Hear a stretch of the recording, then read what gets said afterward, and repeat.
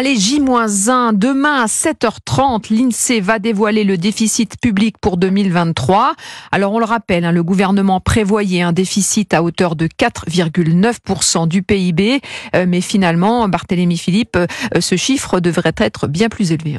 Oui, Bruno Le Maire avait annoncé que le déficit serait plus élevé que prévu, faute de rentrée fiscale suffisante.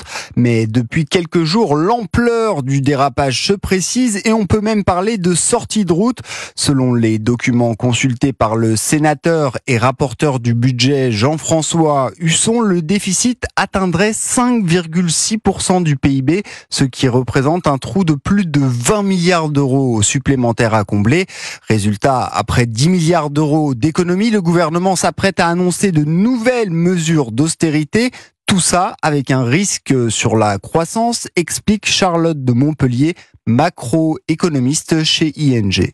Probablement des efforts budgétaires supplémentaires vont devoir être annoncés. On va probablement petit à petit sentir les effets du fait qu'on a une politique budgétaire un peu restrictive. Ça peut avoir un impact négatif sur la croissance économique. Parmi les pistes du gouvernement, une nouvelle réforme de l'assurance chômage, mais aussi un coup de rabot sur les dépenses sociales et les dotations aux collectivités locales. Et à ce stade, une seule option demeure exclue, celle d'une augmentation d'impôts. Barthélémy Philippe du service économie d'Europe 1.